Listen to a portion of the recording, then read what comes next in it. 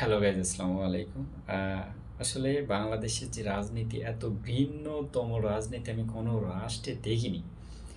মানে যে যার যেভাবে পারে বাঁশ দিতেছে। একটু দেখেন হাসনাত আব্দুল্লাহর অবস্থা এখন কি, সে কান্নাকাটি করতেছে। সে বৈষম্য বিরোধী ছাত্র আন্দোলনের ব্যাপক ভূমিকা পালন করেছিল। আমার আপনার মতো যারা সাধারণ মানুষজন রাস্তায় নেমে গেছিল, তার মধ্যে অন্যতম এই হাসনাত আব্দুল্লাহ। আর সে যেভাবে বর্তমান বাংলাদেশের সমস্যাগুলো তুলে ধরতেছে, সমাধান করার চেষ্টা করতেছে, মানুষকে রাস্তায় ধরে রাখার চেষ্টা করতেছে, অথচ তার চোখে আজকে পানি। তো এই সমাজের পরিবর্তন হবে না ভাই, এই সমাজের পরিবর্তন হবে না। আগে একটু তার বক্তব্য শুনিয়ে চলে আসুন। হ্যাঁ, চলুন সবাই আমরা শুনি। বলতে চাই, মৃত্যু থেকে আমিনুলকে যেইভাবে আমাদেরকে বলা হয় ফাঁসি পর্যন্ত আমাদের